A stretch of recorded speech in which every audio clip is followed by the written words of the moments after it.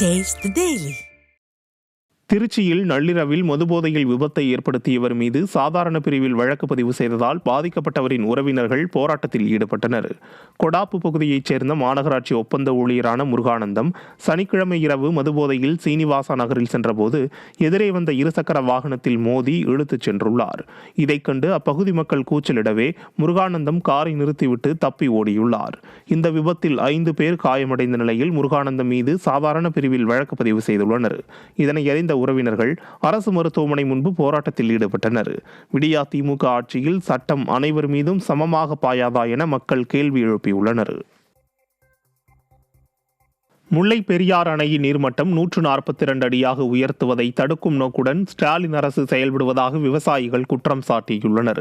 முல்லை பெரியாறின் அணையின் நீர்மட்டம் 130 அடியை எட்டிய நிலையில் அணையிலிருந்து கடந்த 4 நாட்களாக வினாடிக்கு 1622 கன அடி நீர் திறக்கப்பட்டு வந்தது.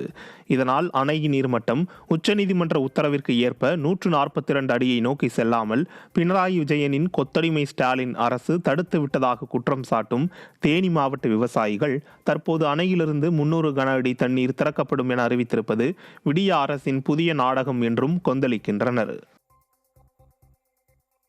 பக்ரீத் பண்டிகையை முன்னிட்டு தமிழகம் முழுவதும் உள்ள சந்தைகளில் ஆடுகள் கோடிக்கணக்கான ரூபாய்க்கு விற்பனையானதால் விவசாயிகளும் வியாபாரிகளும் மகிழ்ச்சி அடைந்தனர். திருவண்ணாமலை மாவட்டம் செங்கத்தில் உள்ள சந்தையில் ஆடுகள் அதிக அளவில் விற்பனையானது. 7000 ரூபாய் முதல் 28,000 ரூபாய் வரை ஆடுகள் விற்பனை செய்யப்பட்டதால் விவசாயிகள் மகிழ்ச்சி அடைந்தனர். இதேபோல் கிருஷ்ணகிரி மாவட்டம் போச்சம்பள்ளி வாரச்சந்தையில் 3 கோடி ரூபாய்க்கு ஆடுகள் விற்பனையாகின. 10 கிலோ எடை கொண்ட ஆடு 10,000 ரூபாய்க்கும் எடைக்கு ஏற்ப ஒரு ஆடு 8,000 ரூபாய் முதல் 25,000 ரூபாய் வரை விற்பனை செய்யப்பட்டதால் வியாபாரிகள் மகிழ்ச்சி அடைந்தனர்.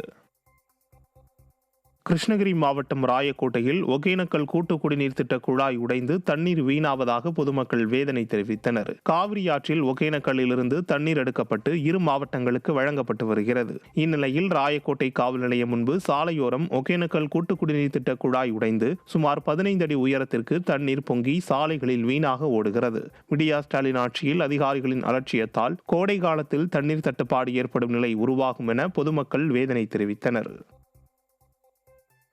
கிருஷ்ணகிரியில் நடைபெற்ற முத்தரப்பு கூட்டத்தால் தங்களுக்கு சிறிதும் பயனில்லை என விவசாயிகள் வேதனை தெரிவித்தனர்.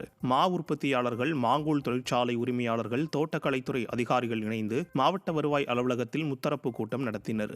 இதில் உரிய கொள்முதல் விலை கிடைக்காத சூழலில் அரசு ஊக்கத்தொகை வழங்க வேண்டும் என விவசாயிகள் கோரிக்கை வைத்தனர். அதற்கு பதிலளித்த மாங்கூழ் உற்பத்தியாளர்கள் தங்களுக்கு கிடைக்கக்கூடிய ஆர்டர் அடிப்படையில் தான் விலை நிர்ணயம் செய்ய முடியும் என தெரிவித்தனர். இந்த நிலையில் மா அறுவடை காலத்தில் உரிய விலை நிர்ணயம் செய்ய முடியாத முத்தரப்பு கூட்டத்தால் தங்களுக்கு சிறிதும் பயனில்லை என விவசாயிகள் வேதனை தெரிவித்தனர்.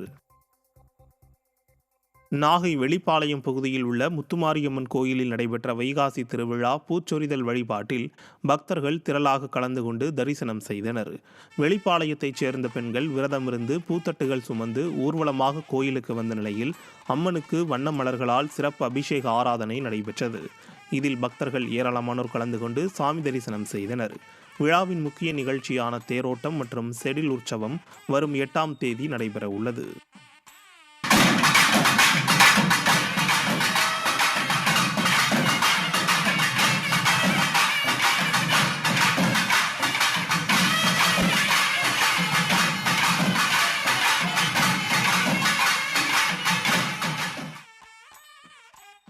ஓடும் ரயிலில் ஆபத்தை உணராமல் படிக்கட்டில் நின்று ரீல்ஸ் செய்து வீடியோ வெளியிட்ட பெண் மீது கடும் நடவடிக்கை எடுக்க வேண்டும் என வலியுறுத்தப்பட்டுள்ளது. கன்னியாகுமரி மாவட்டம் நாகர்கோவிலைச் சேர்ந்த ஷக்கீலா பானு என்ற இளம்பெண் சென்னை நோக்கி சென்ற எக்ஸ்பிரஸ் ரயிலில் சினிமா பாடலுக்கு படிக்கட்டில் நின்று நடனமாடும் விதத்தில் எடுத்த ரீல்ஸ் வீடியோவை தனது ஃபேஸ்புக்கில் பதிவிட்டுள்ளார். அவரது பக்கத்தை பின்தொடரும் பார்வையாளர்கள் இளைய தலைமுறையினர் ஆபத்தை உணராமல் பதிவிடுவதாக கண்டனம் தெரிவித்துள்ளனர்.